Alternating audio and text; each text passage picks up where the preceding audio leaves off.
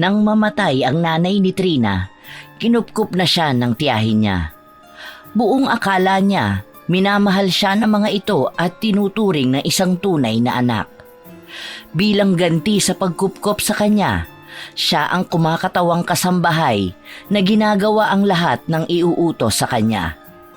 Ngunit isang gabi, may mabigat na pagkakasalang nagawa sa kanya ang tiyuhin niya. Inangkin nito ng sapilitan ang kainosentehan niya. Sabay pa sa pagpayag ng tiyo niya na ipagamit ang katawan niya sa kainuman nito. Dahil sa labis na galit, pumayag si Trina na ipakulam ang tiyo niya para makaganti. Ang paghihiganti ba na ito ang magpapalaya ng galit niya? O ang magdadala sa kanya sa katotohanan tungkol sa tunay niyang pamilya? 7 taon na akong naninirahan dito kina Tia Susan. Simula kasi nang namatay ang aking ina, walang ibang kamag-anak ang gustong kumupkup sa akin. Tanging sila Tia lang ang nagtiyaga sa akin. Sila lang ang pamilya ko, ang nagmamahal sa akin. Nagmamahal sa'yo? Ginagawa ka nga nilang katulong. Hindi naman. Ginusto ko rin naman tulungan sila dahil ang dami na rin nilang nagasto sa akin. Pero hindi naman makatarungan na gawin ka nilang alila rito. Trina! Trina! Asan ka bang bata ka? Andyan ang demonyita mong tiyahin. Aalis na ako. Trina! Ano bang tinatayo-tayo mo riyan sa labas? Anong oras na wala ka pa rin nilulutong hapunan? Nilikom ko lang po ang mga sinampay. Magluluto na po dapat ako eh. Ang akala ko po kasi mamaya pa kayo uuwi. Inutil ka talagang bata ka. Aray! Sandali Tia, masakit po! Ikaw ata ang malas sa buhay ko eh. Natalo ko sa sugal dahil sa'yo. Tama na po! Ang sakit na po ng sabunot nyo! Kung may aampon lang sa yung ibang kamag-anak, ibinigay na kita. Puro kamalasan lang ang dala mo sa buhay namin. Parehas kayo ng nanay mong malas. Susan, tama na yan. Paano pa makakapagluto yan? Mamaya magkasakit pa yan, lalo tayo mahirapan. Kumukulo talaga ang dugo ko kapag nakikita kita. Inutil! Malas! Mag-asikaso ka na nga at baka mapatay pa kita. Opo, Tia. Pinulot ni Trina ang mga damit na nahulog niya dahil sa pananabunot sa kanya ng tiyahin niya. Nang maitabi niya ito, nagsimula na siyang magtungo sa kusina para magluto ng hapunan. Matapos magluto ni Trina, balak na niyang tawagin ang tiyuhin at tiya niya. Ngunit sandali siyang nakaramdam ng takot nang makita ang Tiyo Mando niyang nakatingin sa kanyang katawan. Nariyan na po pala kayo, Tiyo Mando. Tatawagin ko na sana kayo para maghapunan eh. Dalagang-dalaga ka na, Trina. Ang ganda na hubog ng katawan mo. May nobyo ka na ba? Lasing na naman po yata kayo, Tiyo. Ang swerte siguro ng lalaking makakauna sa'yo.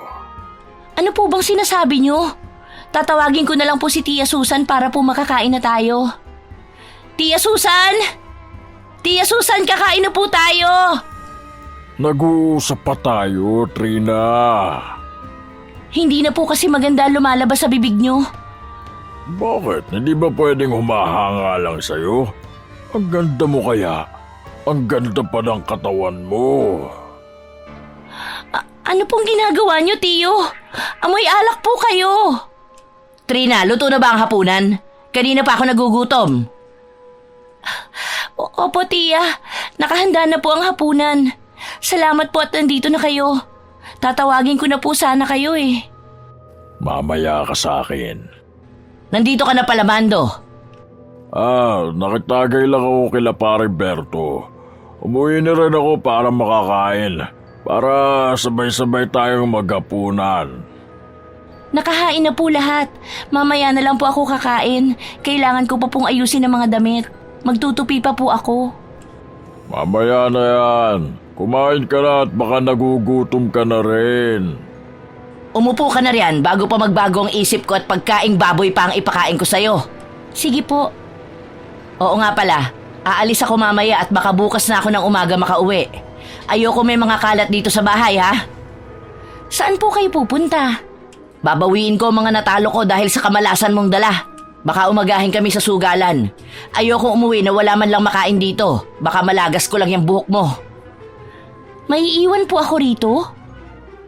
Magkasama naman tayo Bakit ka nag-aalala? Huwag ka na magtanong-tanong at baka mapasahan mo na naman ako ng kamalasan mo. Bilisan mo na dyan para makapaghugas ka na ng plato. Pakainin mo rin ang mga aso ha. Ayoko na makarinig ng kahit na anong reklamo. Opo, tiya. Pasensya na po. Nang matapos ang hapunan, naglinis na rin si Trina sa kusina. Narinig niya rin na nagpapaalam ang kanyang tiya sa asawa nito. Sumasabay sa malamig na hangin ang nararamdaman ni Trina sapagkat may kakaibang hatid na babala ang gabing ito sa kanya. Trina, hanggang ngayon ba hindi ka pa rin tapos dyan sa ginagawa mo sa kusina? Hindi ka na yata nakalabas dyan. Marami po akong hinuhugasan, tiyo. Inaasikaso ko pa po ang mga ipapakain sa aso. Kaya mo na muna yan. Magpahinga ka na sa kwarto. Halika na. Teka lang po. Magagalit po sa akin si Tia Susan eh. Kapag sinabi ko na pumasok ka ng kwarto, pumasok ka. Masyado kang papilit eh. Aray! Sandali lang po. Gusto mo kinakaladkad ka pa eh. Tiyo, wag po. Kung may masama po kayong balak, maawa po kayo sa akin. Wala naman akong masamang balak sa'yo. Bakit niyo po sinasarado ang pinto? Gabi na, Trina. Kailangan maging safe ka. Kung ganun po, babalik na po ako sa kwarto ko. Baka po makita ko ni Tia Susan na nandito. Baka kung ano pa po ang isipin niya. Bukas pa yun na umaga uwi. Tapos naman na tayo kapag nakauwi na siya. Teka lang po. Kung saan-saan na po napupunta ang kamay niyo. Huwag ka na magpapilit. Gusto mo pa yatang nasasaktan ka eh. Mas masasarapan ka ba kapag may sakitan na mangyayari, ha? Tiyo, wag po. Para niyo na pong awa. Huwag ka na kasing pumalag. Saglit lang tayo. Panigurado naman ako na magugustuhan mo rin to eh. Wow! Grabe, ang lambot ng balat mo. At ang bango mo pa. Batang-bata. Maawa po kayo. Wala naman akong ginagawa sa inyo. Pues ako, may gagawin sa'yo. Isusumbo ko kayo kay Tia Susan. Parang awa niyo na po. Teka, wag! Wag po! Magsusumbong ka kanino? Sa Tia Susan mo? Baka tawanan ka lang nun. Tingin mo ba may maniniwala sa'yo kapag nagsumbong ka? Kami na ang kumupkup sa'yo. Kaya kahit na anong gawin ko sa'yo, wala ka nang magagawa. Nagtangka si Trina na tumakbo palabas ng kwarto pero malakas ang tiyuhin niya. Hinila siya nito at ibinato sa gilid ng kama. Tumama ang ulo niya sa kahoy na dahilan para manghina siya. Binitbit naman siya ng tiyo mando niya para ihiga sa kama at sapilitan na tanggalin ang saplot niya. Nagpumiglas pa siya pero malakas na suntok ang tumama sa sikmura niya na tuluyang umangkin ng lakas niya. Nakakapanlaway ka na kapag may saplot. Ano pa ngayon na lantad na sa mga mata ko makinis at sariwa mong katawan? Huwag ka mag-alala. Hindi ka naman malulugi. Panigurado kung hahanap-hanapin mo rin to. Kung hindi ka sana nagpumiglas, hindi ka na masasaktan. Parang awa niyo na po. Kahit maging alipin niyo ako sa bahay, wag lang po yung ganito. Magiging alipin na lang kita sa kama. Mas masarap pa yun. Huwag ka na maingay ha. Ako nang bahala sa pagpapasarap sa'yo. Nakakagigil ka, Trina. Sarap mo. Nakakabaliw ka. Parang ayaw na kitang tigilan. Hindi tumigil si Trina sa pagmamakaawa sa tiyo niya na tigilan ang pangbababoy na ginagawa nito sa kanya. Ngunit wala siyang ibang nagawa. Pinagsamantalahan ang kahinaan niya. Inubos ang lakas niya. Kahit padugo na ang iluha niya, patuloy niyang naririnig ang halinghing ng demonyo niyang tiyuhin na nasasarapan sa ginagawa nito. Mangilang beses siyang nagmakaawa hanggang sa tuluyang napagod ang tiyo niya sa pag-angkin sa inosente niyang katawan. Humihikbi si Trina habang patuloy na tumatawa si Mando. Anong pakiramdam mo? Di ba sinabi ko na sa'yo na masarap? Baboy ka! Demonyo ka! Wala naman akong ibang ginawa sa'yo! Kamag-anak pa kita! Ang akala ko tinuturing niyo akong anak! Tinuturing na anak? Sino naman tuturing sa'yo ng ganyan? Kahit saan ka mapunta, madali lang lapastanganin niyang katawan mo. Pasalamat ka pa nga na ako nakauna sa'yo eh. Sana pinatay mo na lang ako. Shh, huwag ka nang umiyak. Hindi kita pwedeng patayin. Magagamit pa kita hanggang sa kailan ko gusto eh. Sige na, magbihis ka na at lumipat ka na ng kwarto. Magpapahinga na ako. Huwag kang maingay umiyak ha. Alam ko naman na nagustuhan mo rin eh. Walang hiya ka! Demonyo ka!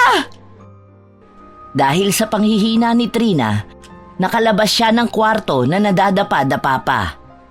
Hindi lumuluha ang mga mata niya, ngunit sa kalooban niya ay may galit na sumasabog. Para itong bulkan na nagliliyab. Naging mabuti naman akong tao. Pero bakit ganito ang ginawa sa akin? Iningatan ko ang sarili ko, hindi para babuyin lang at pagtawanan. Ano bang mali sa akin? Bakit ganito ang kapalaran ko? Kinabukasan, nakatulala si Trina sa labas ng bahay. Gumagalaw ang kamay niya sa pagwawalis, ngunit hindi ang diwa niya. Bakas sa mga mata niya ang pamumugto. May mga iilan ding kapitbahay na nakakapansin sa kanya na nagsimula ng bulong-bulungan. Iha, anong nangyari sa'yo? Ayos ka lang ba? Kanina ko pa napapansin na tulala ka riyan. May mga iniisip lang po ako. Ano ba ang nangyari kasi? Parang kagabi narinig ko na may umiiyak. Ikaw ba yon? May napanood lang akong nakakaiyak po. Sige po, kailangan ko na po maglinis ng bahay. Siya nga po pala, may naitabi akong pagkain para sa inyo. Salamat. Kung kailangan mo ng tulong ko, huwag ka magdadalawang isip na sabihan ako ha. Sige po. Nang maiabot ni Trina ang pagkain sa matanda, pumasok na siya para matapos ang ilang gawaing bahay. Sa pagpasok niya, sakto naman na nakita niya ang tiyuhin niya na may hawak na alak. Napahinto siya at nakaramdam ng takot, habang ang tiyo Mando niya ay napangisi na may pang-aasar. Bumabalik sa utak ni Trina ang kahayupan na ginawa nito sa kanya. Ang dumi na ng tingin niya sa kanyang sarili. Mukhang masarap ang tulog mo ah. Sinong makakatulog sa kahayupang ginawa mo? Nasaan na ang pagkain? Nagugutom na ako. Pagsilbihan mo na ako. Total na paligaya naman kita kagabi. Hayop ka talaga! Isusumbong kita! Sasabihin ko lahat kay Tia ang mga ginawa mo sa akin! Ang tapang ah. Bakit hindi mo subukan? Sisiguraduhin kong makukulong ka! Umalis sa harapan ni Trina si Mando na tumatawa at halatang walang pagsisisi sa kanyang ginawa. Dahil dito ay mas lalong namuo sa puso ni Trina ang galit na nararamdaman niya. Lumakas ang puwersa ng galit na yon. Ilang sandali lang din ay narinig ni Trina ang boses ng tiya Susan niya na tumatawa. Trina! Nasaan ka na? Tia, mabuti po narito na kayo. Nanalo ako sa sugal. May pagkain na ba? Mukhang naging maganda ang gabi ko. Tia, may nais po sana akong sabihin sa inyo eh. Tungkol naman saan? Kung lalayas ka mamaya, siguraduhin mong nagawa mo na ang mga gawaing bahay mo. Huwag ka ring magtatagal sa labas. Baka kung sino-sino lang din ang kikitain mo ha. Baka mabalitaan ko na lang na buntis ka. Hindi po yan, tiya. May nangyari po kagabi. Oh, andito na pala ang asawa kong napakaganda at mahal na mahal ko. Kumusta naging laro mo kagabi, ha? Alam mo ba na nanalo ako? Nakabawi ako at ang laki pa ng naipanalo ko. Nanghihingi nga sila ng balato sa akin pero hindi ako nagbigay. Ang kapal naman ng mukha nila. Oo nga pala. Ano nga pala yung gusto mong sabihin, Trina? May gustong sabihin si Trina? Ano ba yun? Wala po pala. May pagkain na po riyan. Nakapaglinis na rin po ako ng bahay. Oh, ayun naman pala. Tara na mahal ko at mag-celebrate na rin tayo ng pagkapanalo mo. Baka lang may gustong puntahan niya si Trina. Baka may nobyo na yung kikitain. Kung lalabas ka, huwag kang magpapagabi. Siguraduhin mo na hindi ka bubuntisin lang ng lalaki mo at iiwan katulad ng ginawa ng tatay mo sa nanay mo. Tingnan mo, naging sutil at walang kwentang tao ka lang. Opo. Mas nangibabaw ang takot ni Trina na magsumbong ngayon. Lalo pa at alam niya na tunay ang sinabi ng Tio Mando niya sa kanya na kahit anong gawin niya ay walang maniniwala sa kanya, lalo na ang Tia Susan niya. Upang mailabas ang sama ng loob, nagtungo si Trina sa likod ng bahay nila kung saan naroon na ang kaibigan niya. Tinanghali ka na yata makapunta rito. Ano na naman ang pinatrabaho sa'yo ng mga kamag-anak mong halimaw? Teka, namamaga ba ang mga mata mo? Anong nangyari? Sinaktan ka na naman ba? Sana nga binugbog na lang nila ako. O kaya sinaksak para mamatay na. Ano ba yung sinasabi mo? Ano ba kasing nangyari sa'yo? Binaboy ako, Madonna. Ninakaw sa akin ang kainosentihan ko. Ang dumi-dumi ko na. Wala na akong panghahawakan sa sarili ko. Ano? Ginahasa ako ni Tio Mando kagabi. Pinagsamantalahan niya ako. Habang nagmamakaawa ako sa kanya, tuwang-tuwa siyang ginagawa sa akin yun. Para akong baboy na walang halaga sa kanya. Anong ginawa ng tiya mo? Walang ya talaga yung tiyuhin mo. Sinasabi ko na nga ba na matagal nang may masamang balak sa'yo yun Halangang kaluluwa nun. Matapos nilang gawin kang alila nila, pinagsamantalahan pa ang pagkababae mo. Demonyo! Hindi ko na alam ang gagawin ko. Wala namang may kayang makinig sa akin Hindi ako papakinggan ni Tia Susan. Nagsabi ka na sa kanya? Hindi pa. Natatakot ako sa mga mangyayari. Pero ayoko na sa bahay. Ayoko na maiwan ulit kami ni Tio Mando sa bahay. Baka kung ano pang gawin niya sa akin. Tulungan mo ko, Madonna. Hindi ko masabi sa iba dahil alam kong idadamay na naman nila ang nanay ko. Ayoko sabihin nila parehas kaming malandi. Tulungan mo ko, Madonna. Magsumbong ka sa mga pulis. Dapat nga alam to ng Tia Susan mo Babae siya at ikaw ang pamangkin niya. Dapat naiintindihan ka niya. Natatakot ako kay Tio Mando. Tuwing nakikita ko siya, takot at galit ang nararamdaman ko. Pero alam kong hindi ko siya kaya. Naaawa ako sa'yo, Trina. Grabe na nga kung pagbuhatan ka nila ng kamay. Grabe na sila kung alilain ka.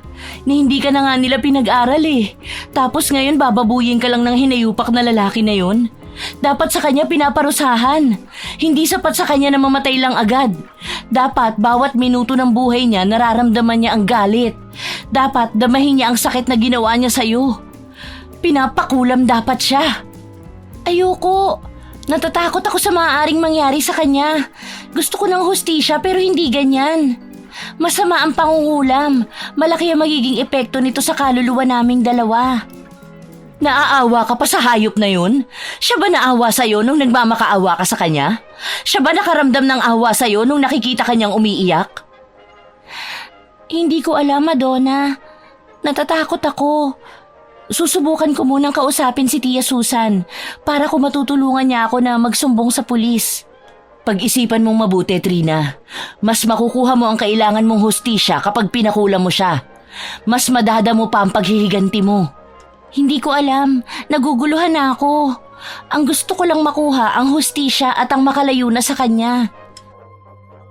Gulong-gulo na ang utak ni Trina.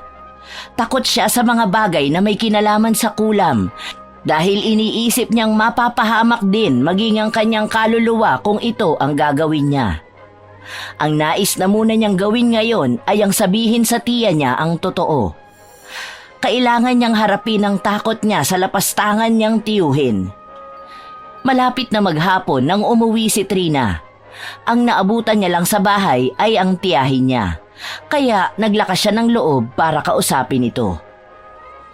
Tiya, may gusto po sana akong sabihin sa inyo. Tungkol saan yan?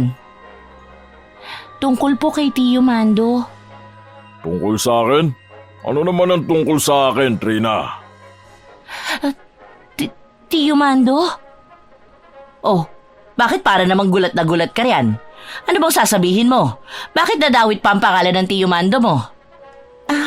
Kasi po si Tiyo Mando. Aray! Ano ba? Bakit ba hindi mo ayusin yung pagsasalita mo? Naging bobo ka na ba at pati pagsasalita mo hindi mo pa maayos? Ilang sampal pa ba ang kailangan mo? Anong sasabihin mo? Ginahasa po ako ni Tiyo Mando. Ano? Anong kahibangan ang sinasabi mo, Trina? Ginahasa ako ni Tiyo Mando kagabi habang wala ka. Binaboy niya ako. Pinagsamantalahan at pinagsawaan niya ang katawan ko. Anong pinagsasasabi mong bata ka? Matapos kitang kupkupin at tanggapin sa pamilya ko, ganito ang ibibintang mo sa asawa ko? Wala kang utang na loob ah! Wala kang kwentang tao! Kung sana sumama ka na lang sa nanay mong namatay, sana hindi na lang kami pumayag na ipanganak ka pa! Baliw ka! Malandi ka! Sandali, tiya. Masakit po. Nagsasabi po ako ng totoo. Ginahasa ako ng asawa mo. Wala akong ginagawa sa'yo. Hindi ko nga mahawakan kahit ang kamay mo eh. Kahit madalas ko napapansin na inaakit mo ko kapag tayong dalawa lang dito sa bahay. Malaki ang respeto ko sa babae. Narinig mo? Malandi ka! Inutil! Tandaan mo to, Trina, ha? Walang kahit sinong tumatanggap sa'yo. Kahit na sinong kamag-anak natin. Alam mo kung bakit? Dahil anak ka ng demonyo. Anak ka ng demonyo, Trina. Kaya ganyan ka kasinungaling. Dahil ang dugo na bumubuhay sa'yo ay dugo ng demonyo. Simula nang ipinanganak ka, bitbit mo na ang lahat ng kamalasan. Kaya huwag kang umasta na isa kang anghel. Dahil kahit pagbali-balik na rin natin ang mundo, anak ka ng dyablo. Tiya, tama na po. Masakit na po, tiya. Parang awa niyo na po. Nagsasabi po ako ng totoo. Hindi ko po inaakit ang asawa niyo. Siya po ang gumawa ng masama sa akin. Nakikiusap po ako, Tiya Susan. Walang iya ka! Kahit na lumuhod ka pa sa harapan ko, hindi ako maniniwala sa'yo. Hayop ka! Gusto mo pang siraan ang asawa ko? Kami na nagpalaki sa'yo. Nagtrabaho ko para bigyan ka ng makakain at matitiran. Ganito pang igaganti mo? Dapat sa'yo, pinapatay na lang. Tama na po. Nagmamakaawa ako. Ang sakit na po, tiya. Para niyo na pong awa. Tigilan niyo na po yan. Tama lang sa'yo to. Tama lang na mapuno ng sugat ang mukha mo at makalbo ka. Malandi ka, di ba? Akala mo ba wala ako napapansin sa'yo? Ngayon gusto mo pang agawin ang asawa ko sa akin? Dahil dyan sa pagbibintang mo? Tiya, nagsasabi po ako ng totoo. Paniwalaan niyo po ako. Tama na po. Nasasaktan na po ako. Halos makalbo na si Trina sa paggupit ng buhok niya. Napupuno na rin siya ng mga galos at may mga dugo nang nanggagaling sa ibang parte ng katawan niya. Dahil ito sa patuloy na pagbugbog sa kanya ng kanyang tiya Susan. Habang ang tiyo Mando niya na may ginawang masama sa kanya ay nananatiling nakatayo lang sa gilid. Ginagatungan nito ang galit ni Susan upang sa kanya ito maniwala at hindi kay Trina.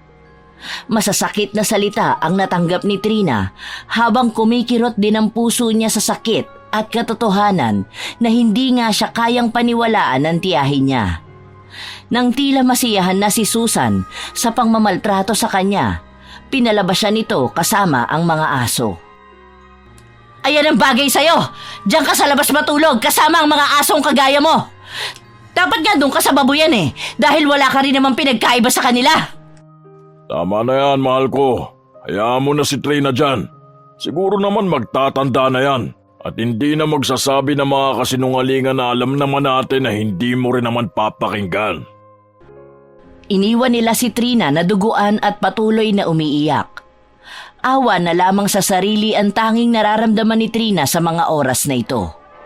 Habang unti-unti nabubuhay rin sa kanyang damdamin ang galit. Lahat naman ay ginawa ko. Ibinuhos ko lahat ng lakas ko para lang magawa ang mga gawaing bahay. Kahit nung bata pa ako, nagawa kong makapagluto, maglaba, habang kayo nagsusugalang. Tao ako. Kahit naulila ako, siguro hindi naman ako dapat tratuhin na parang isang basura. Sandali nga lang. Trina, ikaw ba yan, iha? Anong nangyari sa'yo? Bakit ganyan ang nangyari sa buhok mo? May dugo ka pa sa katawan mo Halika nga rito sa bahay. Salamat po, Lola Anang. Huwag na po kayo mag-alala sa akin. Ay hindi, halika rito. Pumasok ka sa bahay ko at gagamutin ko yung mga sugat mo. Wala nang nagawa pa si Trina. Nararamdaman na rin niya ang hapdi ng mga sugat sa tuwing napapatakan nito ng pawis at luha niya. Gusto niyang maging manhid para makalimutan na lang ang sakit na dulot ng mga taong akala niya ay minamahal siya bilang isang anak. Ito ang unang beses na makakapasok si Trina sa bahay ni Lola Anang. Napansin niya na may isang altar na may maliit na anito at kandilang itim. Ang kabilang bahagi naman ay mga bote na tila ba mga halamang gamot na nakababad. Pasensya ka na sa bahay ko. Matagal na kasi akong hindi nakakapaglinis Sandali lang, kukuha lang ako ng pamunas mo ng mga sugat mo. Salamat po. Pasensya na po kayo, aalis din ako bukas. Huwag na po kayo mag-alala sa akin. Eto, uminom ka muna ng tubig. Kawawa ka naman, ano bang nangyari sa'yo? Ang mga tiyahin mo ba ang gumawa nito sa'yo? Ano bang nangyari? Salamat po. Wala naman po.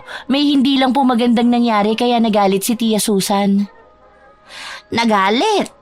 Hindi naman yata makatarungan yung ginawa nila sa'yo. Sabihin mo sa akin kung ano bang nangyari. Baka sakaling makatulong ako sa'yo. Ikaw itong palaging tumutulong sa akin. Hindi na po. Kaya ko na po ito. At baka po madamay pa kayo sa galit nila. Ayoko naman po na mapahamak pa kayo. Hindi ako madadamay. Handa akong pakinggan ka. Ano ba talaga ang dahilan ng galit nila sa'yo? Napakabait mong bata. Wala ako nakikitang maaaring maging dahilan para maging ganyan kalala ang kaya nilang gawin sa'yo. Baka po hindi rin kayo maniwala sa akin. Bakit naman hindi ako maniniwala sa'yo? Dahil sabi ni Tia Susan, anak ako ng demonyo. Sinabi niya yan sa'yo? At ano naman ang naging patunay niya na anak ka ng isang demonyo? Hindi ko po alam. Pero sa tuwing nagagalit siya, palagi niyang sinasabi sa akin na anak ako ng demonyo. Na hindi naman ako dapat nabuhay. Ang sakit lang isipin, ni hindi ko naman nakasama ng matagal ang aking ina. At kahit ang aking ama, ni hindi ko man lang nakilala.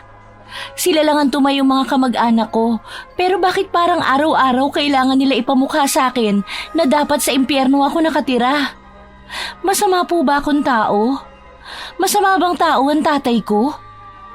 Patawad, Trina, kung kailangan mong pagdaanan ng mga bagay na ganyan.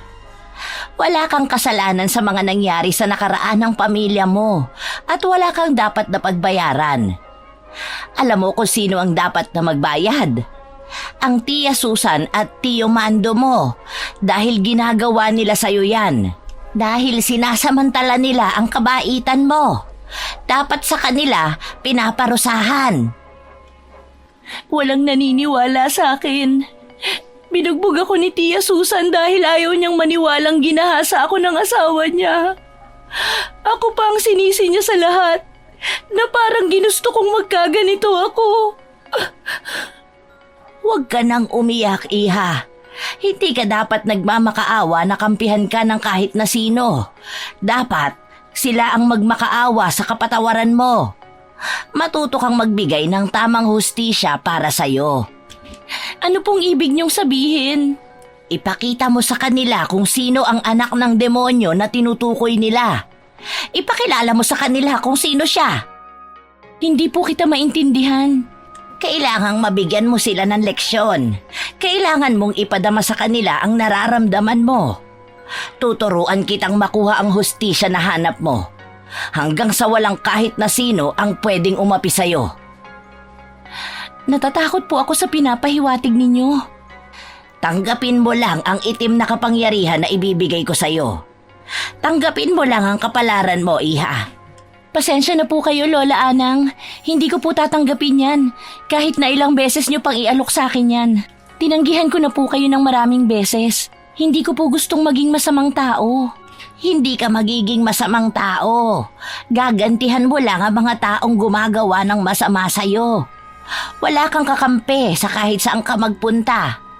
Kung hindi mo sila bibigyan ng leksyon, paulit-ulit lang nilang ipaparamdam sa'yo na wala kang halaga. Pasensya na po. Ayoko po. Pinapahirapan mo lang ang sarili mo, Trina. Nakatadhana na ito sa'yo. Ipinanganak ka para rito, kaya kahit na anong gawin mo, ikaw pa rin ang hahawak nito. Subukan mo lang ng isang beses para malaman mo kung gaano ka masisiyahan sa paghihigante.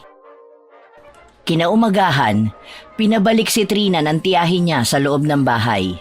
Para hindi sila makasuhan sa pangmamaltrato nila kay Trina, pinili pa rin nilang kupkupin ito. Dahil walang mapupuntahan si Trina, sinikap niyang pakisamahan ang tiyahin niya. Habang ang tiyo niya ay mukhang patuloy pa rin ang masamang balak nito sa kanya.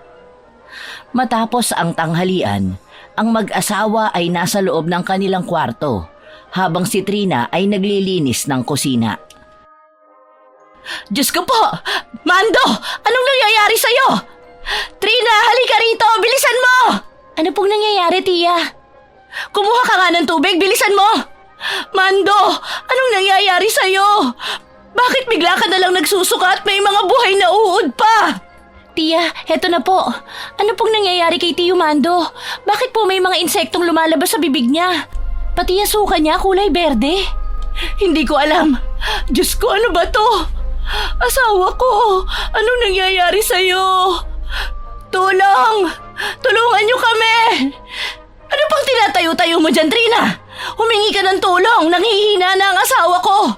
Baka kung ano pa mangyari sa kanya. Tumawag si Trina ng tulong sa mga kapitbahay nila at habang nagkakagulo sa loob, ang matandang si Lola Anang ay kalmado lamang na nakaupo sa labas ng kanyang bahay. Nginitian niya pa si Trina nang magtagpo ang mga mata nila. Naku, Susan, mukhang may kumukulam sa asawa mo. Masyado malakas ito. Kailangan mo rito magaling na albularyo. Kumukulam? Sino naman ang kukulam sa asawa ko? Wala siya naging kaaway dito at mabait siyang tao. Sino naman ang gagawa sa kanya nun? Baka naman nakabati si paring Mando. May kakilala kong albularyo na maaaring makatulong sa'yo. Sandali lang, pinatawagan ko na sa anak ko. Magagamot pa po ba si Tiyo? Ano pong mangyayari? Mahuhuli po bang nagpakulam sa kanya o kung sino mang gumawa niyan sa kanya? Pwede bang manahimik ka, Trina? Siguro ikaw ang gumawa nito sa asawa ko. Walang yaka talaga. Wala kang kwenta. Palagi na lang kamalasan ang dinadala mo sa bahay namin. Wala po akong ginagawa, tiya. Hindi ko naman po alam ang tungkol sa mga kulam. Huwag mo nagsisihin ang bata. Hindi rin yan makakatulong sa asawa mo. Lumabas ka na muna rito, anak ng demonyo! Sa oras na may mangyaring masama sa asawa ko, ikaw ang mananagot dito! Lumabas ng bahay si Trina dahil sa galit ng kanyang tiyahin. Sinamantala naman niya ang pagpunta kay Lola Anang para kausapin ito. Pumasok si Lola Anang sa bahay niya nang mapansin niyang palapit na sa kanya si Trina. Lola Anang, bakit gano'n ang nangyari? Ang sabi mo hindi naman malala ang mangyayari sa kanya. Hindi naman yon malala, iha. Tatawag na sila ng albularyo. Natatakot na ako. Paano kung malaman nilang may kinalaman ako? Baka patayin na nila ako. Huwag kang mag-alala, Trina. Hindi ikaw ang gumawa, hindi ba? Ako ang gumawa nun sa kanya. Hayaan mong dumating ang albularyo. Ano bang gusto mong gawin natin? Idamay din natin ang gagamot sa kanya. Naku, wag na po Lola Anang. Naaawa po ako kay Tio Mando. Kahit hindi po ako nakarinig ng pagsisisi sa kanya, hindi po maatim ng damdamin ko na may nahihirapang tao dahil sa akin. Pero pinahirapan ka nila. Buong buhay mong dinadala ang paghihirap na yon. Daladala na ng pagkatao at puso mo ang kababuyan na yon. Gusto mo bang magpatawad? Gusto ko pong magpatawad. Hindi ko gusto na may nahihirapang tao dahil sa akin. Pagalingin niyo na si Tio Mando. Siguro naman po hindi niya nauulitin ang ginawa niya sa akin. Sigurado ka ba? Paano kung ulitin niya? Paano kung babuyin ka niya ulit? Kung mauulit man yun, tatanggapin ko na po ang alok niyo. Kung iyan ang kasunduan na gusto mo. Dumating ang albularyo habang si Trina ay nasa labas ng bahay at nakikinig sa mga naging usapan sa loob. Narinig niya na may binabanggit na klase ng lamang lupa ang albularyo na gumawa nito kay Mando. Para maging maayos na si Mando, kailangan nilang mag-alay ng buong manok sa likod ng bahay. Sa araw din na yon ay ginawa ito ni Susan. Doon ay napansin nilang nagiging maayos na ang kalagayan ni Mando. Naging malakas na rin ito. May tuwa na nararamdaman si Trina, ngunit hindi pa rin naaalis ang pangamba sa kanya na paano kung tama ang sinabi sa kanya ni Lola Anang, na ang kasalanan na ginawa ng isang taong hindi nagsisi ay maaaring maulit sa mas malala pang pangyayari. Ilang araw na ang lumipas, naging maayos si Mando at tila ba hindi nakakaramdam ng panganib si Trina. Ngunit patuloy pa rin siyang umiiwas sa maaaring mangyari. Ang akala ni Trina ay nagbago na ang Tio Mando niya at hindi na ito uulit na galawin siya. Ngunit, isang gabi na wala si Tia Susan, lasing na umuwi ang Tio Mando niya kasama ang isa nitong kainuman. Trina, nasaan ka ba? Ano pong kailangan niyo, Tio? Katatapos ko lang po napakainin ng aso. Lasing na naman po kayo? Tingnan mo, halika. Hindi ba ganda ng batang to? Hindi lang maganda. Masarap pa. Nakakabaliw nga eh. Sayang at hindi napapadalas ang alis ng asawa ko. Tama ka nga pare, batang-bata. Ito ba yung pinagmamalaki mo sa inuman? Ikaw ang nakauna sa kanya? Sadali lang po. Ano pong ginagawa niyo, Tio? Sino po siya?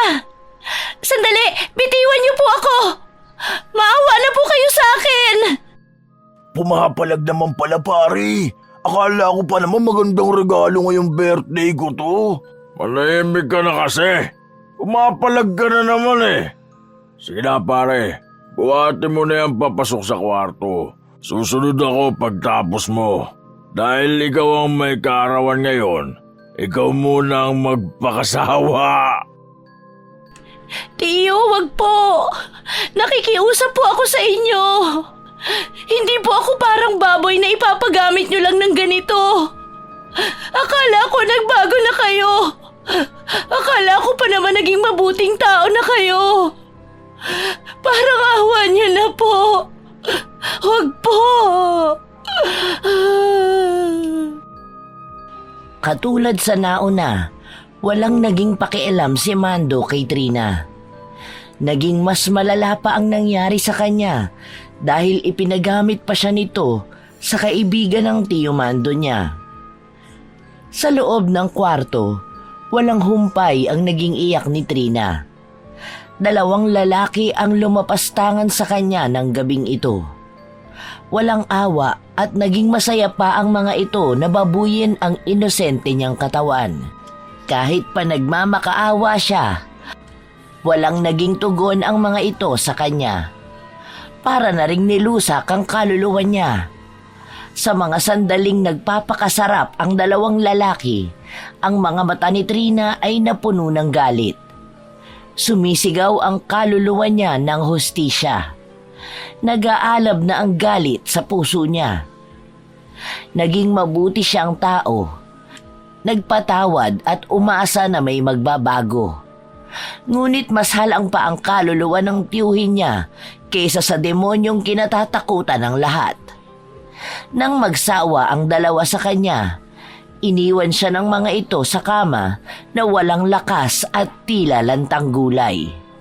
Habang si Trina ay nagdurusa sa kapalaran na sinapit niya, mas lalong nagbibigay sindi ng galit ang mga tawanang naririnig niya sa labas galing sa dalawang lalaking bumaboy sa kanya. Wala na ang mga luha na lumalabas sa mga mata niya. Puot na ang namumutawi sa kanya. Kinaumagahan, agad siyang lumabas para magtungo kay Lola Anang. Pero nasa lubong niya ang kaibigan niya. Sandali lang, Trina. Mamaya na tayo mag-usap. Kailangan kong puntahan si Lola Anang. Kailangan kong makaganti. Kailangan kong parusahan ng mga taong bumaboy sa akin. Mag-usap muna tayo, Trina. May sasabihin ako sa iyong importanteng bagay. Saka na, mas importante sa akin ang bagay na to. Lola Anang! Lola Anang, nariyan po ba kayo sa loob? Lola Anang! Tatanggapin ko na ang alok mo! Pumasok ka na muna sa loob, iha. Tatanggapin ko na ang alok mo. Kukunin ko ang itim na kapangyarihan na binibigay mo sa akin. Hindi ako papayag na gano'n na lang nila ako lalapastanganin. Hindi ko iningatan ang sarili ko para gawing laruan at ipamigay lang sa kung sino. Gaganti ako! Puuna ba sa loob mo ang galit? Kung magiging mas matibay sa kalooban mo ang galit, magiging handa ka na sa paghihiganti mo. Ngunit, handa ka rin ba sa magiging kapalit nito? Wala akong pakialam sa magiging kapalit nito. Ang kailangan ko ay makaganti. Wala na akong kahit anong awang nararamdaman sa puso ko. Napupuno na ng galit ang buong pagkatao ko at nilalamon na ng kadiliman ng kaluluwa ko. Lahat sila, lahat ng taong bumaboy at nang walang hiya sa akin. Lahat sila, ipaparanas ko sa kanilang sakit at paghihiganti ko. Gusto ko maramdaman nila ang galit, ang sakit. Gusto ko madama ng mga balat nila ang unti-unting paglamon sa kanila ng impyerno. Ganyan ang gusto ko. Ganyang galit at puot ang bubuhay sa itim na kapangyarihan.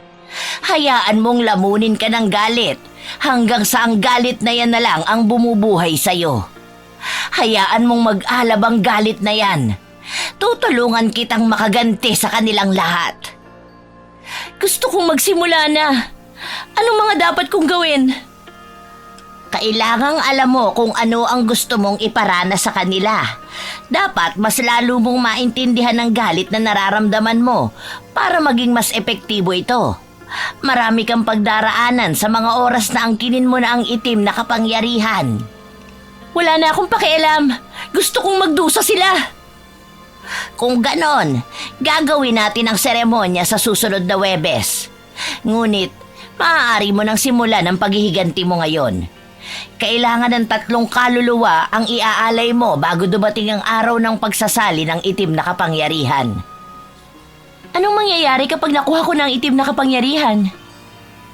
Magiging ganap ka ng mangkukulam at magiging mas malakas ang kapangyarihan mo kapag naisali na sa'yo ang itim na kapangyarihan. Sa pagkakataon na ito, kailangan muna kitang sanayin sa paghihiganti dahil ikaw na ang magmamana ng mga meron ako sa oras na maisalin ko na ito sa'yo. Magsisimula na tayo sa 2 tao na gusto mong gantihan. 2 kaluluwa na ang maiaalay mo. Dahil sa desperasyon na makabawi, kinuha ni Trina ang pagkakataon na maturuan ni Lola Anang para makapaghiganti siya sa mga taong lumapastangan sa kanya.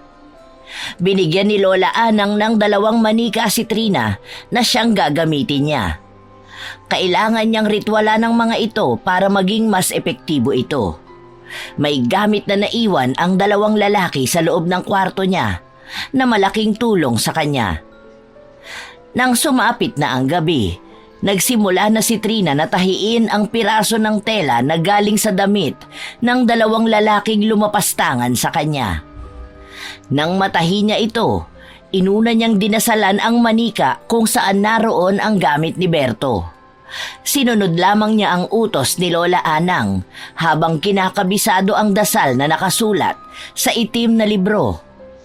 Pinamana sa kanya ito ni Lola Anang upang mas lalo niyang maintindihan ang dapat niyang gawin.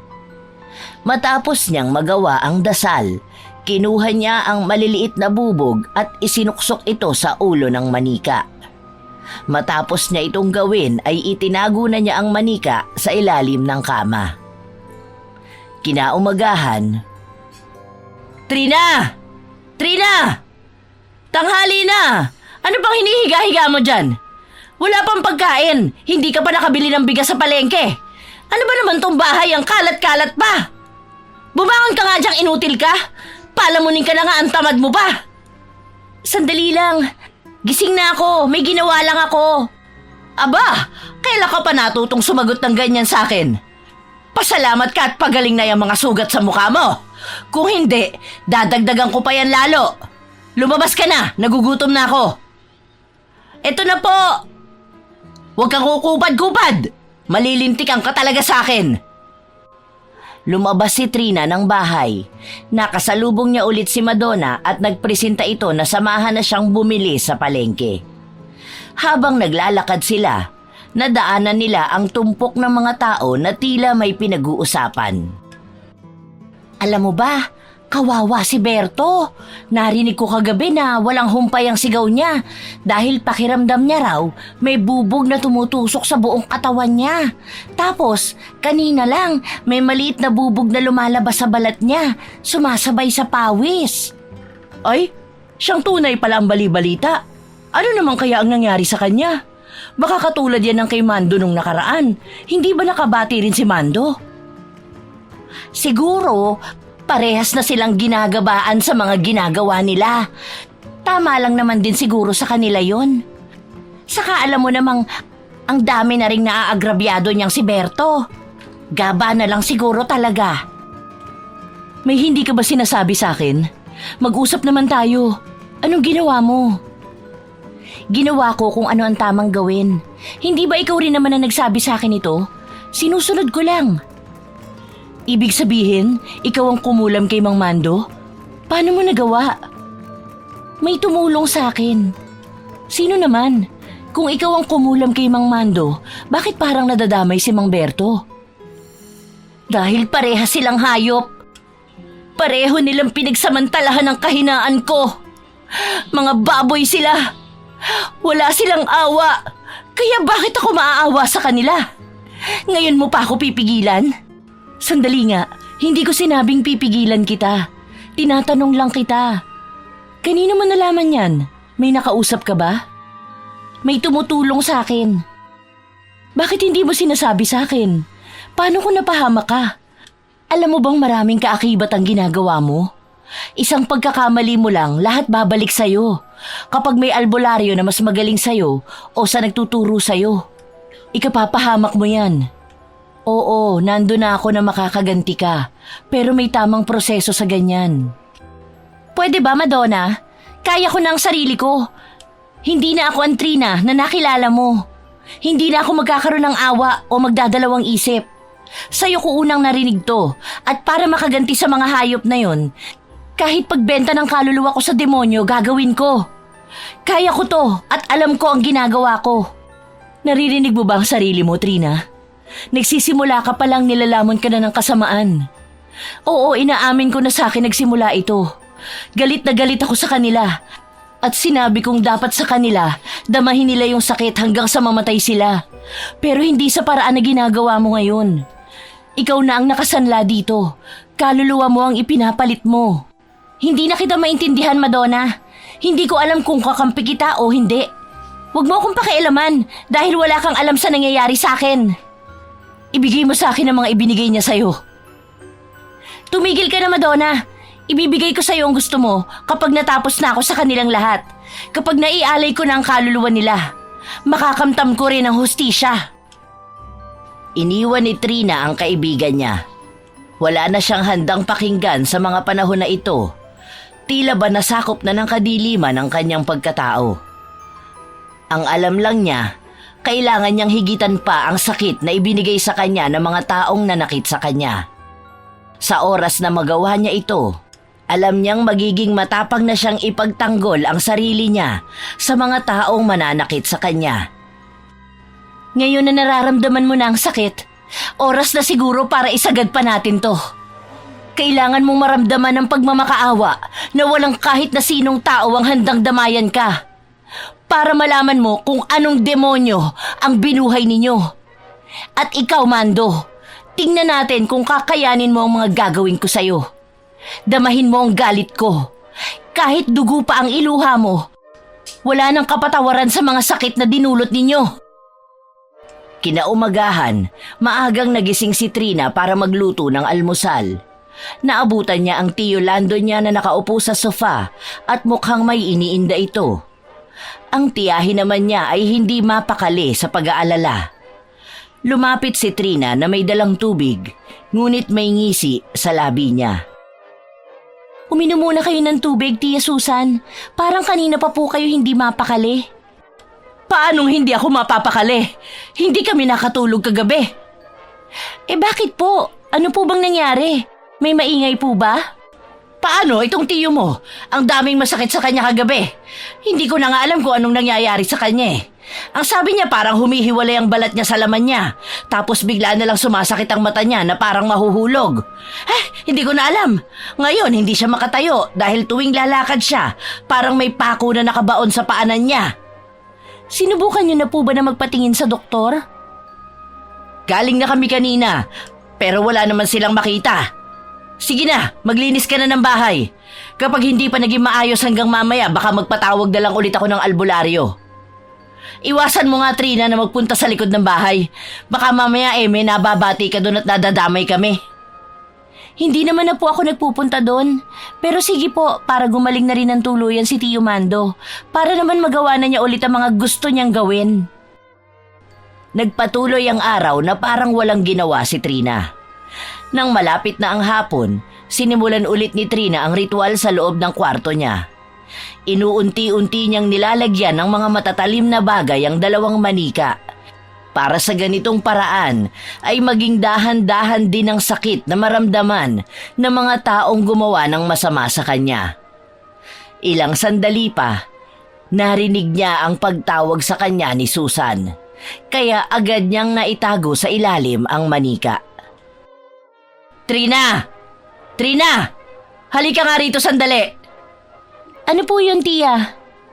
Ang sakit! Para na ako mamamatay sa sakit! May mga lumalabas pang bubog sa mata ko! Hindi ko na ito kaya!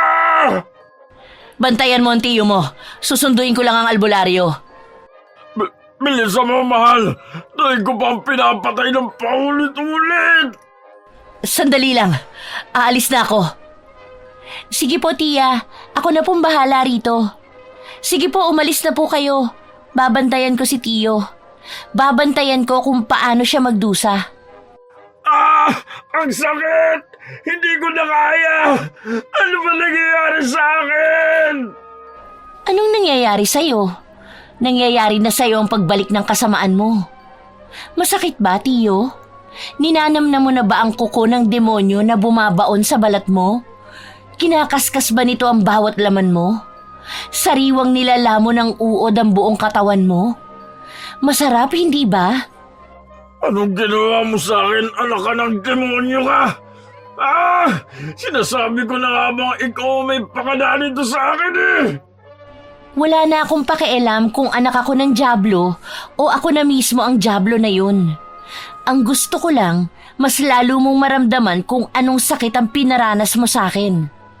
Damahin mo ang bawat segundo ng sakit hanggang sa tuluyan kang lamunin ng kadiliman.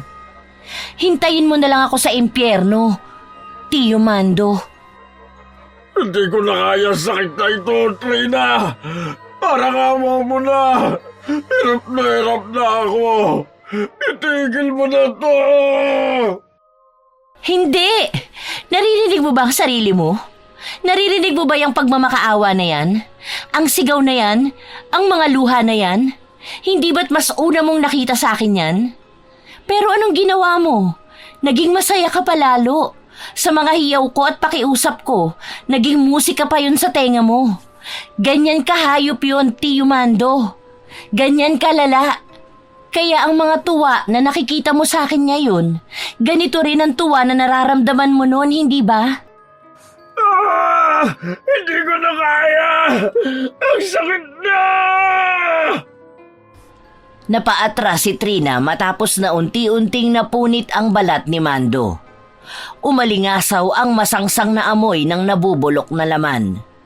Mula sa mga bitak na balat, umaagos ang dugo kasabay ang ilang mga uod na tila kumain ng laman ni Mando. Patuloy na sumisigaw si Mando sa sakit. Nakakapangilabot ang sigaw na ito, ngunit mas masarap sa pakiramdam ang hatid nito kay Trina. Wala nang natira pang awa sa kanya. Mas masarap pagmasdan ang pagmamakaawa ng taong lumapastangan sa kanya. Hanggang sa dumating si Susan at ang albularyo. Masyadong malakas ang puwersa na gumawa nito sa kanya. Hindi lang ito basta katulad ng nauna niyang kaso. Ganito ang nangyari kay Berto.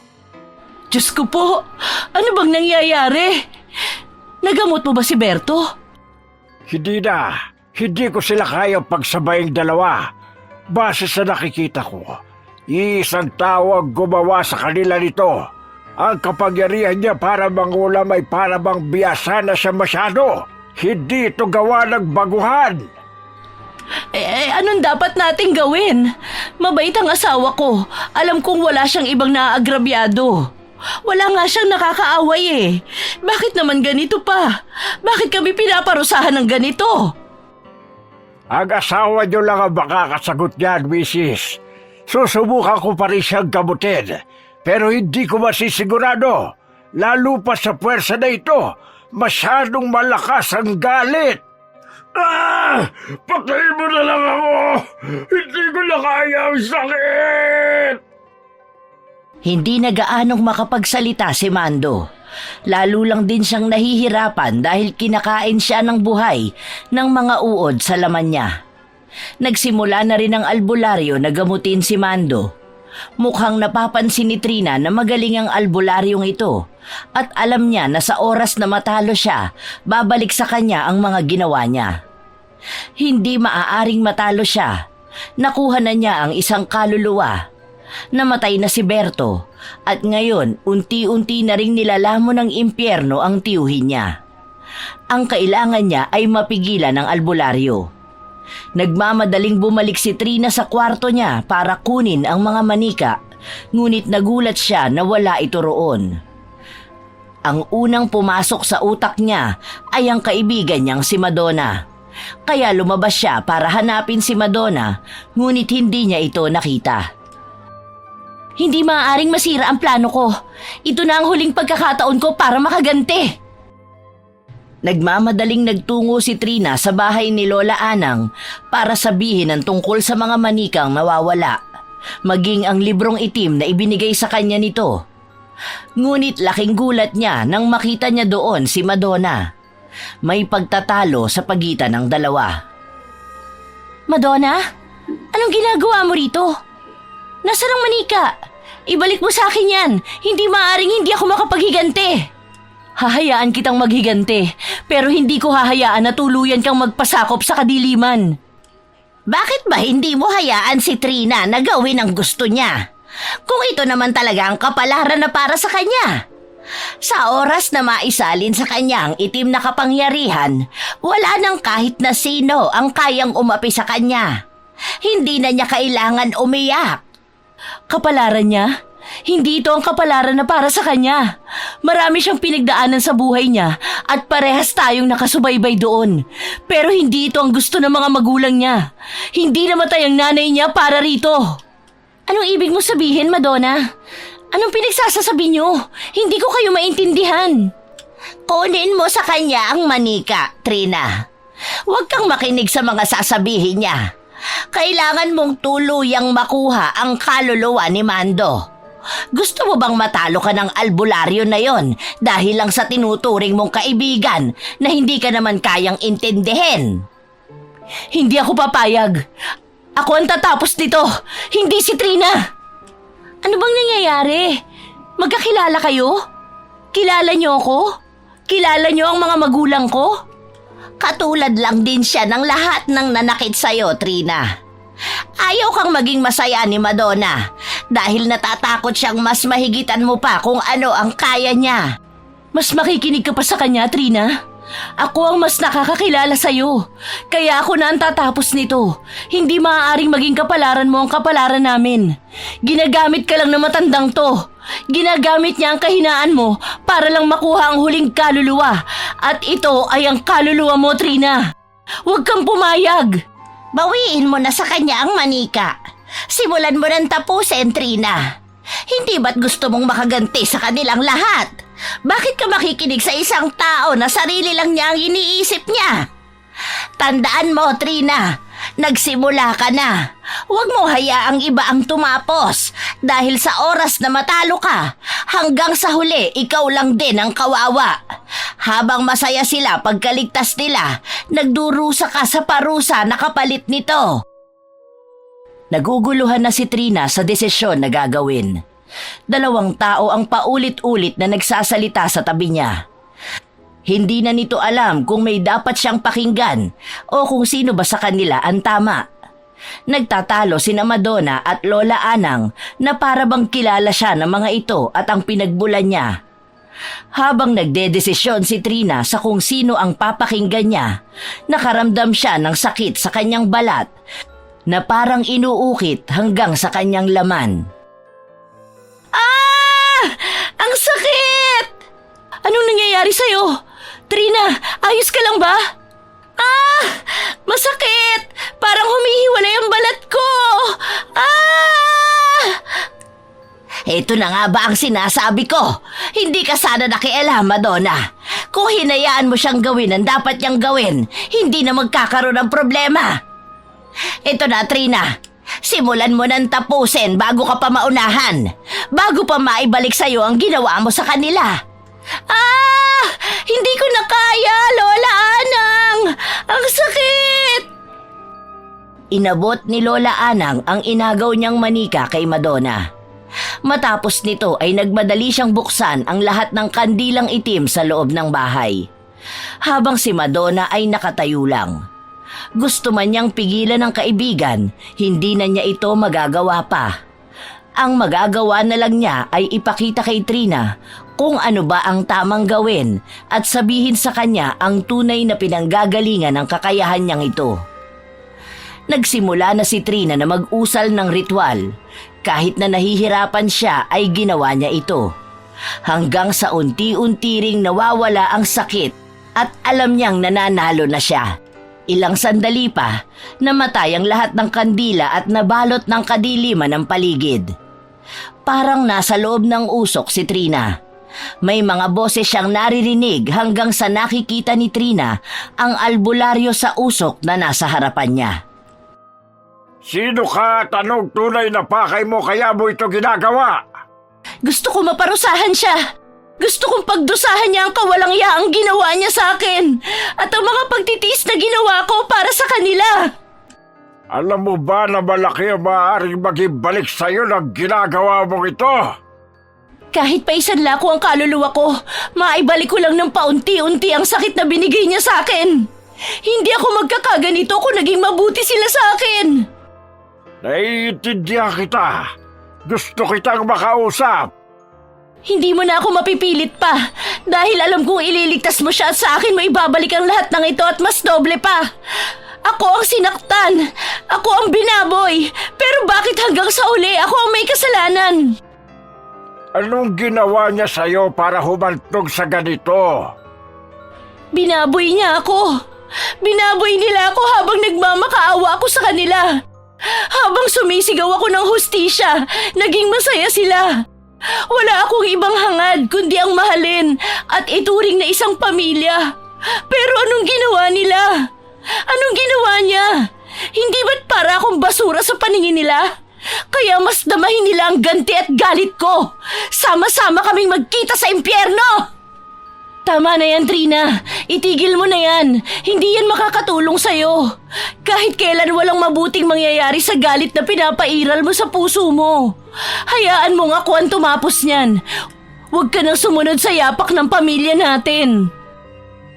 Nawala sa focus si Trina, kaya hindi niya nausal ang huling dasal at may malakas na hanging tumangay ng karayom sa kamay niya. Anong ginagawa mo? Nilalayo mo sa focus si Trina. Anong gusto mong gawin niya? Maawa at tanggapin pabalik lahat ng ginawa niya. Wala na, Madonna. Nasimulan na niya. Kung hindi mo sa kanya itinuro yan, hindi siya magkakaganyan, Anang. Ano bang gusto mo? Gusto mo bang gumanti sa tatay niya? Dahil sa iba't ibang boses na naririnig ni Trina, bumaba ang puwersa niya at nakakaramdam siya ng pagkahina. Bumabalik din ang sakit ng kalamnan niya. Napapikit siya ng mariin at sa malakas niyang sigaw ay nagliparan ng mga gamit sa kapaligiran. Ang malakas na puwersa ng galit sa katawan niya ay lumabas na. Tumalsik sina Lola Anang at Madonna, ngunit sa nakikita ni Lola Anang, mas kinakatuwa niya pa ito. Tama lang yan, Trina. Ilabas mo ang lahat ng natitira mong kapangyarihan. Tama lang na yakapin mo ang pagkatao na meron ka. Tanggapin mo ng buo ang itim na kapangyarihan na para naman talaga sa'yo. Hayaan mong lamunin ka ng galit hanggang sa walang kahit nakatiting na awa ang kaya mong ibigay sa kahit na sino. Huwag kang makinig sa kanya, Trina. Huwag kang magpalamon sa kadiliman. Marami pang paraan para makatakas ka sa ganito. Marami pang paraan para mabago mo ang kapalaran mo. Manahimik kayo! Manahimik kayo! Muling sumigaw si Trina. Ang buong katawan niya ay nababalutan ng itim na usok. Wala na siyang gustong pakinggan. Ang gusto niya lang ay makitang mahirapan si Mando. Kaya ipinagpatuloy niya ang pag-usal ng orasyon sa manika. Ito na ang huling beses.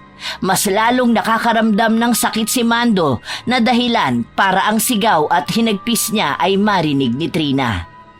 Nabubuhay ang kaluluwa niya sa hinagpis na yon. Ganoong klase ng sakit ang gusto niyang iparamdam sa lalaki na lumapastangan sa kanya. Ilang sandali pa, bumukas ang pinto ni Lola Anang. Bumunga doon ang albularyo na halata ang panghihina sa kanyang katawan. Hindi niya kinakaya ang lakas ni Trina. Trina! Tumigil ka na! Hindi ako titigil hanggat hindi ko nakikitang nilalamon na siya ng kadiliman. Na nilalamon na siya pabalik sa impyerno. Alam ko na mas nagigibabaw sa iyo ang galit. Makakamtan mo ang ustisya na hangad mo pero hindi sa ganitong paraan. Kapag ba namatay na siya sa paghihirap na ginagawa mo, mababago ba ang sitwasyon mo? Babalik ka ba sa dati? Lalo ka lang lalamunin ang galit. Bakit ngayon pa? Bakit ngayon pa kayo nagkaroon ng pakialam sa akin? Hindi ba wala ni isa sa inyo ang handang makinig at maniwala sa akin? Tama yan, Trina. Wala kang ibang pakikinggan sa kanila. Nung panahon na walang handang tumulong sa'yo, nandito ako. Ako ang nagbigay sa'yo ng pakikiramay. Ako lang ang nasa tabi mo. Kaya huwag kang makinig sa sasabihin nila. Tama na, Anang. Simula pa lang alam ko nang wala kang magiging magandang impluensya. Kaya kay tinakwil ng pamilya mo. Wala kang alam. Tinutulungan ko si Trina na alamin ang tunay niyang pagkatao. Tinutulungan mo siyang sumama sa'yo sa kasamaan. Kaya siya inilayo ng nanay niya para sa katulad mo. Trina, makinig ka sa amin. Alam kong alam mo na hindi ito ang gusto ng nanay mo na mangyari. Hindi ba? Naaalala mo ba ang huling sinabi niya sa'yo? Dahil sa sinabi ni Madonna, nagbago ang aura ni Trina. Ang malakas na puwersa na bumabalot sa katawan niya ay huminahon, habang ang mga mata niya ay naging kalmado. Sila ang gusto mong pakinggan, Trina? Gusto mo bang buhayin ang kaluluwa ng mga umapi sa'yo? Para ano? Para ulitin nila ang ginawa nilang kalapastakanan sa'yo. Isipin mo ang lahat ng galit mo sa kanila. Kung paano ka magmakaawa. Ang pagtangis mo na walang nakakarinig. Gusto ko silang patayin lahat. Gusto kong pahirapan sila hanggang sa magmakaawa silang wakasan ko na ang buhay nila. Gusto kong namnamin nila ang hinagpis ko. Pero tama si Madonna. Hindi ito ang gusto ng aking ina. Naaalala ko ang sinabi niya sa akin noon na kahit anong galit at paghihirap, maaari akong lumaban ng patas kahit na hindi patas ang tingin ng mundo sa akin. Pero iba ang sitwasyon mo ngayon, Trina. Hindi ka ba naaawa sa sarili mo? Pinagsamantalahan ka nila. Hindi patas ang mundo sa mahihina. Kaya huwag kang maging mahina. Narito ako para sa'yo. Bakit? Nasaan ba ang mga magulang mo? Nasaan ang tatay mo? Hindi ba wala sila rito? Wala sila para tulungan at damayan ka. Tanging ang kapangyarihan lang na ito ang magiging kasama mong lumaban sa mundong talo ang mahina at lumalaban ng patas. Dahil sa sinabi ni Lola Anang, bumabalik ang galit sa puso ni Trina. Maging siya ay naguguluhan na, ngunit mas nangingibabaw sa pandinig niya si Lola Anang. Tama para sa kanya ang mga sinasabi ng matanda. Tumayo si Trina habang bitbit nito ang manika at sa kabilang kamay niya ay ang karayom. Iniamba niya ito na itatarak sa dibdib ng manika. Gusto ko pang makita ang paghihirap mo. Gusto kong mas maramdaman mo palalo. Pero gusto ko nang tapusin ang buhay mo. Ikaw ang dahilan ng lahat ng mga naging pasakit ko. Ikaw ang dahilan ng pagkasunog ng kaluluwa ko. Kaya hindi ko nahahayaan na mabuhay ka pa. Tama na, anak! Natigilan si Trina sa pagtarak ng karayom sa dibdib ng manika matapos niyang marinig ang boses ng albularyo. Agad siyang napatingin dito. Marahan itong lumakad palapit sa kanya. Patawarin mo ko, anak. Hindi ko maamin sa iyo ang totoo. Niloloko mo ba ako? Huwag kang magpadala sa nararamdaman mo, Trina. Huwag kang magpapadala sa mga kasinungalingan nila. Tunay ang sinasabi niya, Trina. Pati ikaw, alam mo? Sa lahat ng mga sinasabi ko sa'yo, alam mo kung sino ang tatay ko? Kung sino ang demonyo na sinasabi ni Tia Susan na tatay ko? Bakit hindi mo sinabi? Nakita mo na, Trina. Wala sa kanila ang kakampi mo. Ako lang ang kakampi mo. Ako lang ang nakakaintindi sa'yo. Marami silang nilihim sa'yo. Kaya, huwag mo silang pakinggan. Sumama ka sa akin, Trina. Doon tayo sa mundong hindi ka pagbumukaing tanga at mahina. Dahil paghaharian mo ang kadiliman na yon. Makinig ka sa akin, anak. Hindi ko ito ginusto.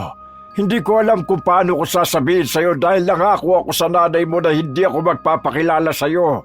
Dahil ayoko madamay ka sa sumpa ng pamilya namin. Pinili kong magpakalayo pero palagi ako nakasubaybay sa iyo. At ang kapatid mong si Madonna ang nagsilbing mata ko. Hindi ko gustong madamay ka sa ganito, anak. Una pa lang alam ko nang ikaw ang gumawa nito. Kaya hindi ko sila nilabanan. Dahil ayokong tuluyang kang lamunin ng kadiliman. Ibig sabihin, alam mo lahat na nangyayari sa akin? Alam mo kung paano ako saktan? Kung paano ako maghirap at magdusa? Dalawa kayo ni Madonna? Alam niyo kung anong galit ang bumuhay sa akin? Kung anong sakit ang bumuo ng mas higit na demonyo sa inaakala niyo? Iniiwas niyo ako sa sumpa ng pamilya, samantalang hindi niyo ako iniwas sa maaaring magdala sa akin papunta sa kadiliman. Bakit? Dahil makasarili sila, Trina. Ayaw nilang malaman mo ang kakayahan na meron ka. Dahil ikaw ang pinakamalakas sa lahat. Ikaw ang Diyos ng dilim. Ikaw ang may hawak ng lahat. Walang kahit na sino ang kayang pantayan ang kapangyarihan mo. Ako lang ang naniniwala sa'yo. Tumigil ka na, Anang. Pinapalala mo lang ang sitwasyon. Lahat ito ikaw ang may plano, hindi ba? Gusto mong mahulog si Trina sa bitag mo para mapasunod mo siya habang ang kapangyarihan na meron siya ay maging iyo rin? Kasalanan ko itong lahat. Kung hindi ako pumayag sa kagustuhan ni Amanda na ilayo ang anak namin, hindi magyayari ang lahat ng ito. Kung mas nanindigan ako kesa sa sasabihin ng mga tao sa kanya, Hindi ka mapupunta sa ganitong sitwasyon, anak. Patawarin mo ko. Ngayon ka pahihingi ng tawad sa akin?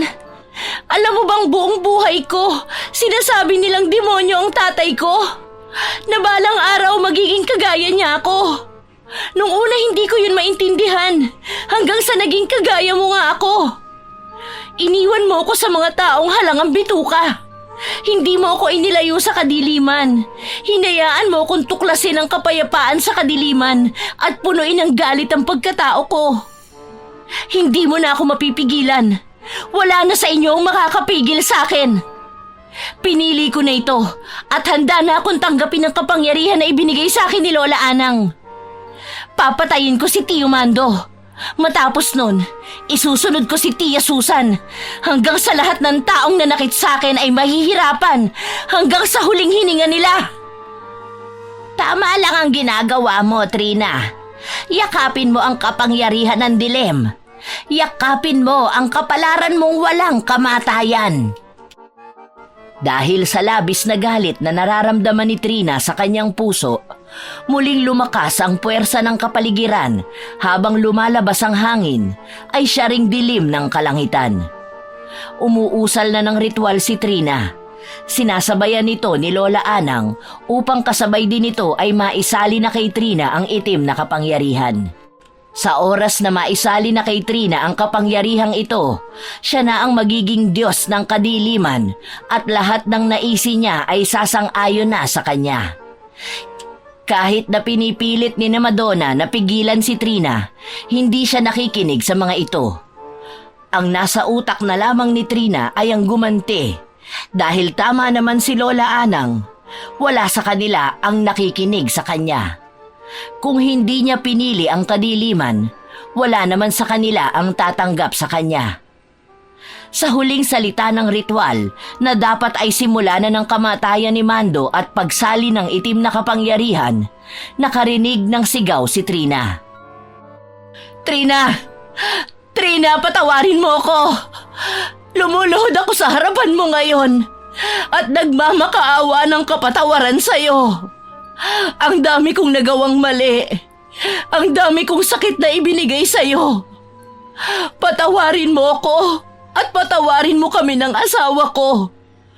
Hindi kita masisisi sa galit na nararamdaman mo. Pero ayokong tuluyan kang lamunin ng galit na kami naman ang bumuo. Patawarin mo ko, Trina. Patawarin mo kami. Nakita ni Trina ang Tia Susan at Tio Mando niya na kahit nahihirapan ay nagawang magpunta sa kanya at lumuhod para humingi ng tawad. Patawarin mo ako, Trina. Napakalaki ng kasalanang nagawa ko sa iyo. Malaking pagkakamali ang magpatalo sa isipan. Patawarin mo ako. Pinapangako ko sa iyo na matapos ito, handa akong sumuko para sa hustisya na hangad mo. Kahit habang buhay pang pagkakakulong ay ipataw sa akin. Huwag mong hayaan na masira ang buhay mo dahil sa pagkakasala ko sa iyo. Patawarin mo kami, Trina. Ano pang hinihintay mo, Trina? Ituloy mo na! Ituloy mo na ang dapat mong gawin! Huwag kang makinig sa kanila! Tumigil ka na, Anang! Ako na ang tutuloy ng dapat matagal ko nang itinuloy! Nagkaroon ng laban sa pagitan ng albularyo at ni Lola Anang. Sa pagitan nilang magpinsan, para bang lahat ng galit na matagal na ipon ay lumabas. Masyadong malakas si Lola Anang dahil siya ang huling may hawak ng itim na kapangyarihan. Kaya kahit na pagtulungan siya ng albularyo at ni Madonna, nahihirapan silang labanan nito. Habang pinapanood sila ni Trina, bumalik sa utak niya ang huling usapan nila ng kanyang ina.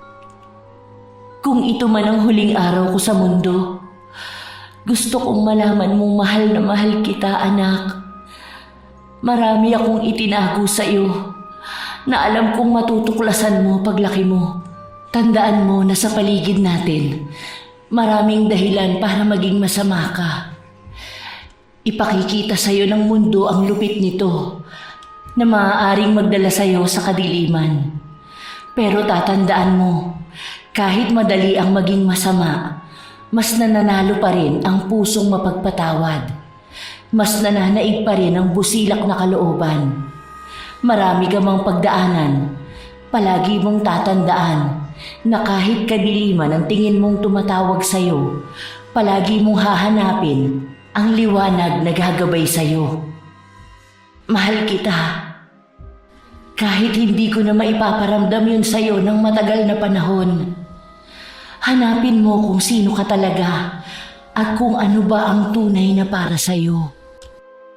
Hindi na malaya ni Trina na tinutulungan na niya ang dalawang kalabanin si Lola Anang. Hindi pa niya gamay ang kapangyarihan na meron siya. Ngunit para bang ang puso na niya ang nagtuturo sa kanyang gawin kung ano ang tama. Napakampante siya sa paghihigante sa tulong ng kadiliman. Ngunit ngayon, para bang ang alaala ng kanyang ina ang nagbubukas ng liwanag sa kanyang kaisipan na kailangan ng kanyang puso. Sa huli, mas nanaig sila kaysa kay Lola Anang. Kasabay ng pagbagsak ni Lola Anang ay ang pagliliwanag ng kapaligiran. Bumagsak si Trina at nawalan siya ng malay. Nang magkaroon ng malay si Trina, ang unang bumungad sa kanya ay ang kanyang kapatid na si Madonna. Gising ka na pala, Trina. Kumusta na ang pakiramdam mo? May masakit ba sa'yo? Kailangan mo ba ng tubig? Nasaan ako? Narito ka na sa bahay. Ang ibang gamit mo nakuha ko na rin. Totoo ba ang mga sinabi niyo? Totoo ba na magkapatid tayo? Natatay ko ang albularyo na yun? Oo, Trina. Kaya pasensya ka na kung hindi man lang kita natulungan noon. Kung alam mo lang kung gaano ko kagustong tulungan ka. Hindi ko rin maamin sa iyo ang tungkol sa ating ama dahil ipinangako ko sa iyong ina na hindi mo ito malalaman. Hindi ko naman alam na mapapasama pa pala yun. Nakausap mo ang nanay ko noon? Oo, sa katunayan may sulat siyang ibinigay sa akin noon na itinago ko. Ang sabi niya, ibigay ko sa iyo ang sulat sa oras na lumabas na ang kakayahan mo at maaaring ikapahamak mo. Dala ko ito kahapon. Hindi lang ako nagkaroon ng pagkakataon na ibigay sa'yo. Sandali. Ito ang sulat, oh. Mahal kong anak, alam ko na sa oras na mabasa mo ito, alam mo na rin ang lahat. Natuklasan mo na kung ano ba ang lihim ng pamilya ng tatay mo. Huwag kang magalit sa kanya na itinago niya ang sarili niya sa'yo. Ako ang may gusto nun. Dahil ayokong magaya ka sa kung ano ang nakagisnan nilang buhay. Ngunit alam kong hindi ko maitatago sa iyo ng mahabang panahon ang lihim na ito. Dahil kahit anong gawin ko, lalabas pa rin ang kakayahan mo pagdating sa paggagamot. At sana, magamit mo ang kakayahan na ito sa kabutihan at palagi mong tatandaan na hindi ito para sa kasamaan. Maging mahusay ka sa larangan na ito upang matulungan mo ang iba. At huwag sana umabot sa punto na ikaw ang maging dahilan ng pagdurusa ng iba. Hindi ko na nasusubaybayan ang paglaki mo, ngunit alam kong lumaki kang tama. Sana huwag mo sisihin ang iyong ama sa mga bagay na namana mo sa lahi nila. May magandang dulot ang lahat ng bagay. Hindi mo man mahanap ang sagot sa ngayon, ngunit alam kong maiintindihan mo ito balang araw. Gusto kong maging masaya ka sa landas na tinatahak mo, anak ko. Ang dami ko palang pagkakamali na nagawa. Munti ka na ako magpalamon sa kadiliman. Ang akala ko kasi yun lang ang magiging kakampi ko, na ang galit lang ang maaaring maging kalakasan ko. Lahat tayo'y dumating sa punto na yan, anak. Sinusubok tayo ng mundo para sa kakayahan na mayroon tayo. Maiwan ko na muna kayo. Gusto kong humingi ng tawad sa iyo. Kung saan na kinuha na kita noong bata ka pa. Nailayo na kita sa masasakit na bagay na nangyari sa iyo. Patawarin mo ko kung sa kadiliman ka na kumapit noong mga panahon na dapat nandun ako para sa iyo. Naniwala lang din ako kay Anang na hindi kanya dadalhin sa kasamaan. Katulad kung paano siya nito hinila palayo sa amin. Mabuti siyang pinsan sa akin.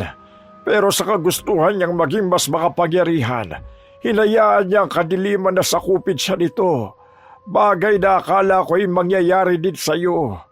Patawad sa dami ng bagay na kinatakutan ko. Kalimutan na po natin ang mapapait na nangyari sa ating mga nakaraan. Gusto ko magpatuloy sa buhay. Gusto kong yakapin ang regalo na ito. Gusto kong sanayin ang sarili ko sa kapangyarihan na meron ako. Para malaman ko rin kung paano ko makokontrol at magagamit ito sa tamang paraan. Patawarin natin ang mga sarili natin para sa panibagong simula ng buhay natin. Sisimulan na ni Trina na lumakad sa bagong buhay kasama ang pamilya niya. Nagpatawad siya sa mga taong gumawa sa kanya ng masama para palayain ang puso niya sa kahit na anong galit ng nakaraan. Katulad ng ipinangako ng kanyang tiyo Mando, sumuko ito sa kapulisan at inamin ang pagkakamaling nagawa niya, habang si Susan ay ganun din. Pareha silang nakakulong at pagdudusahan ang pagkakamali na ginawa nila. Iniisip na lamang ni Trina na isang bangungot ang nangyari sa kanya. Isang panaginip na hindi na niya dadalhin sa kinabukasan. Ito na ang panibagong yugto sa buhay ni Trina. Sisikapin niyang maging mabuti sa kabila ng maraming kasamaan. Mamumuhay siya ng masaya at masagana.